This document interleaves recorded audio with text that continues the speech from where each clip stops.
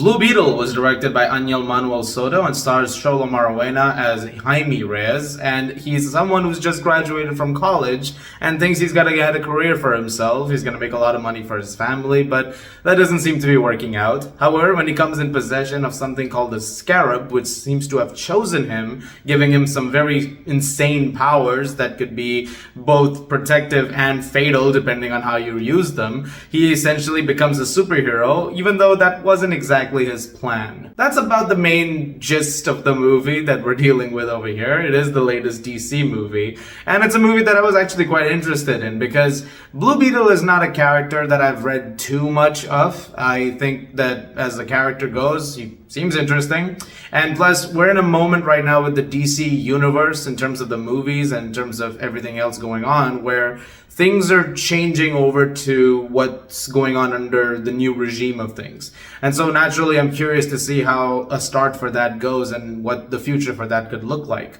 And if Blue Beetle is any indication, and I'll cut to the chase here, then we're in for something very good because I had a blast with this movie. This was such a fun movie. It's very simple. It goes back to something very simple when it comes to superhero movies, and that is just keeping it to characters, keeping it to family dynamics. No multiverse stuff going on over here. Nothing too complicated. It's just a hero who has been reluctantly thrust into this life. He's trying to talk about it with his family. His family is also trying to help him through it. They're going through their own hardships as well, being an immigrant family. And all of that is just wonderfully realized, and it's actually some of the best stuff in the movie. The action sequences and the superhero antics that you get with it, they're great too.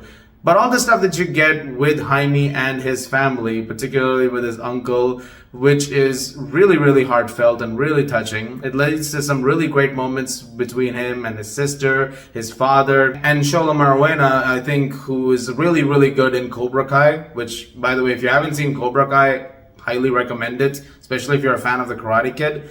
He did so good in that show, and ever since I saw that show, I was like, they should really give this guy more to do. And so I'm glad that he's headlining a full comic book movie, and he absolutely crushes it in the role. I hope that we get to see more of him in the future. They've hinted already that there's a future for Blue Beetle in the new DC world, so hopefully this is not the last time we see him in that role. But really over here, everybody does a really good job. I mean, the performances are all pretty solid.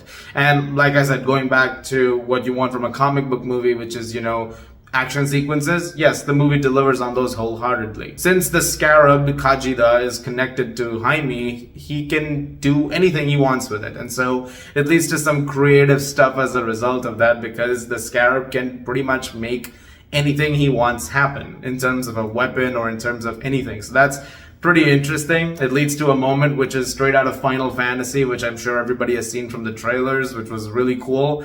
Originally, this movie was supposed to release on Max or HBO Max or whatever people want to call it these days, but then it was shifted to theaters. And I think it was a good move because this was apparently shot with IMAX, and it is in that ratio in select sequences.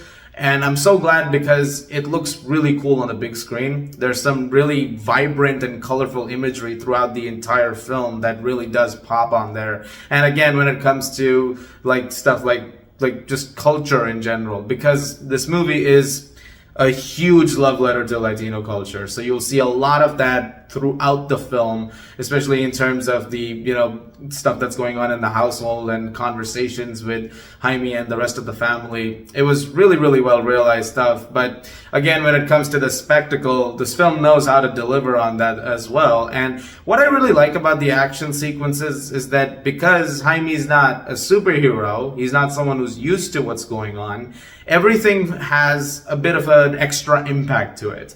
And I like the fact that Soto does a great job of directing it in a way where it really does feel like every single hit is going to hurt him, and especially in slightly weaker moments. And I really like the fact that the film managed to have that as much as they possibly could. And it just really adds to the intensity of certain moments. And because also we're connecting with the characters, when they're in peril, you are worried about them. They feel like they're in situations which they won't be able to get out of easily. I appreciate the fact that the film manages to hone in on this as much as it does. It's just a testament to the fact that it's a crew and a cast that understands just how to tell this story. I do have a couple of qualms with the movie though. Mostly it comes down to the villain stuff. There's one big bad played by Susan Sarandon who I didn't really care for.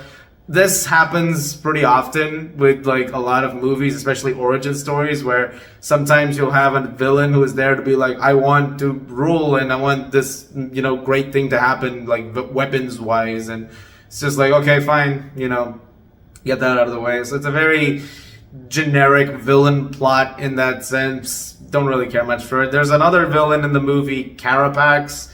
Him, there's some stuff over there which I was quite impressed with, but I don't want to go into it because I don't want to go into spoilers. The one criticism, however, that I can see everybody coming up with is that it has some very familiar plot beats, which it does. It does have a very basic beginning, middle, and end in terms of like that origin story movie, which, I can see that being a big criticism for some people because that comes up a lot, like, oh, the plot was very simple, basic, generic. Here's how it goes. If you do it well, if you do it in a way where people are still connecting with the story, I'm able to let it slide for the most part, I think, because a familiar plot is not necessarily a bad thing. It comes down to the execution of it. If it's done in a very bland way, then yes, you can definitely say that. But despite the fact that this film has some familiar moments scattered throughout the film, it does make a lot of those work still, and it still manages to be pretty effective. Like I said, the biggest issue for me comes down to the subplot with, the rest of this corporation and stuff that's going on. But beyond that, I loved Blue Beetle. I thought it was a really, really fun time at the movies. I highly recommend going and checking it out in theaters.